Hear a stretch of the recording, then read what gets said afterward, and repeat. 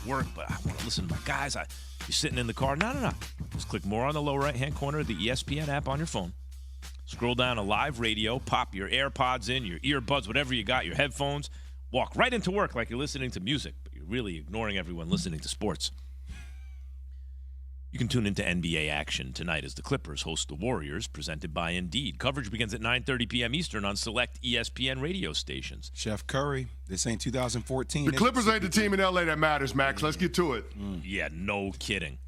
Let's get to it, Max. Are the Lakers, Jay, a threat? Are they becoming an actual threat? Why don't you start with the Laker fan? Let CC give me his opinion on this one. Okay, but before we do, Scott in Denver has something to say.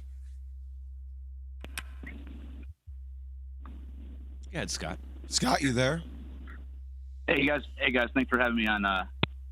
Listen to your show every day, and so I just want to talk about Jay's list. I pretty much agree with all of them.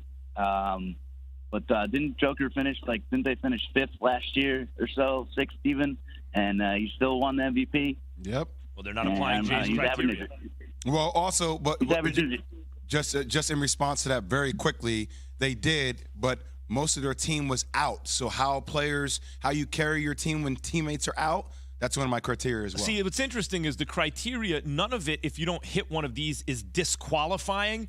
Jay's point is they're just all being considered. So you can be the 6th, you can finish 6th and still win MVP, but it doesn't help you, right? So you're considering all the criteria. Mm-hmm. I like that, yeah. So I'm sorry, Chris Canty, go ahead.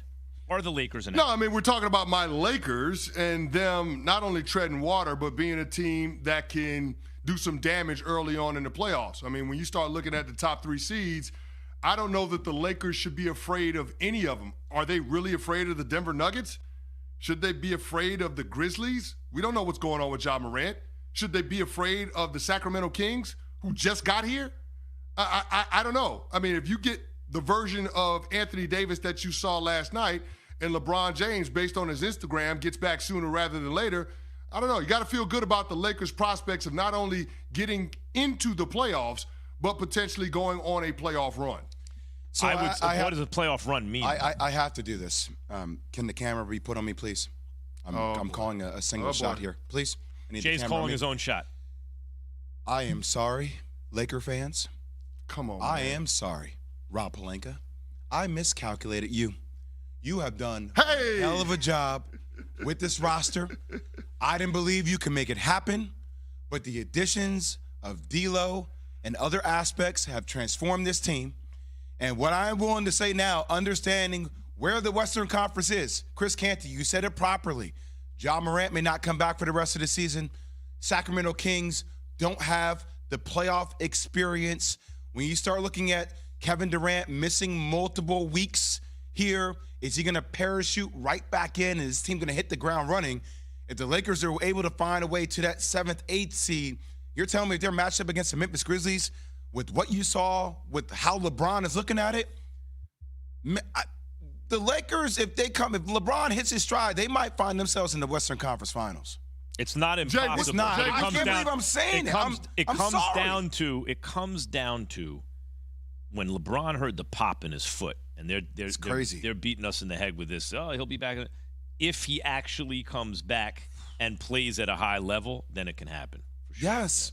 Yeah, Well, Max, listen. I hear what you're saying about beating it over the head, but LeBron James is putting it out there on his social media. Mm-hmm. I mean, are we not supposed to take that as something? He's when trying. LeBron is got the picture out there on his Instagram. I mean, it's with the guy is suggesting that he's Wolverine. He's trying to come the Top Gun mask on, breathing underwater. That's what I'm saying. So resuscitated. I mean, like if LeBron is trying to get back, especially because he sees what's happening with this team and they finally got shooters around him, then why can't the Lakers go on a run? I guess that's the better question. Because when I watched the game last night against the Pelicans, it was clear Anthony Davis was going to set a tone. And there's no doubt that he should have that mentality after a disappointing home loss to the New York Knicks. But, I mean, the fact that he was able to start the game and score the first 6 points, the old-fashioned three-point play, then the corner three, and then that led to the Lakers starting on a 14-0 run. I mean, yeah, this is the team that if LeBron James joins them, they have all the requisite pieces to complement what he does best. They had 15 3-point makes in the first half of that game. There you go. Jay, you know this better than anybody. Shooting. What do you have to have around LeBron James in order for him to be best version of himself? You got to have shooters, and they got that. They got more defensive versatility with Vanderbilt and Beasley and Hachimura. This is a team that can match up against some of those teams at the top of the Western Conference. And with LeBron James and Anthony Davis championship pedigree, who's to say that they can't find themselves going on a deep playoff run and potentially in the Western Conference Finals? By the way, they've never been disqualified from that. Even before the moves, you can't ever count a team with LeBron James and AD, if they're both on the floor together, out. No, I would have discounted them. Well, because they didn't have the shooting. Yeah. But even then, like on a run, no. But could they have gotten out of the play-in and maybe knocked off a team? No, not with Russell Westbrook on that squad. Not with the personnel. Maybe not. Maybe not a believer. Maybe not with Westbrook, as it turned out. And Russ played well. He came off the bench and did what he did. AD has been carrying the team since LeBron went down. And then when he had one bad game, he called himself out. And then he came back and had another big game. AD, in the old days, by the way, we called it 3.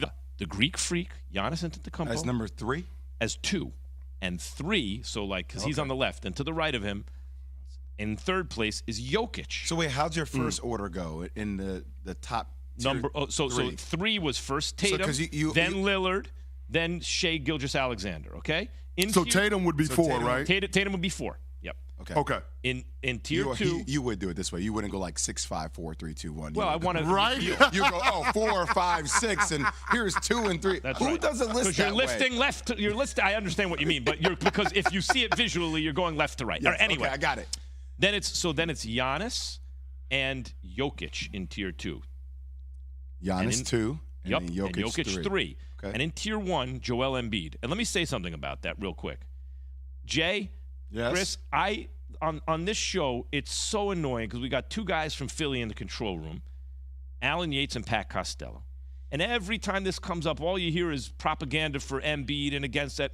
But I gotta be honest about this. Early on, you could have easily given it to Jokic, whatever. But to me, guys, this is like a fight where it's close and competitive, but decisive, right?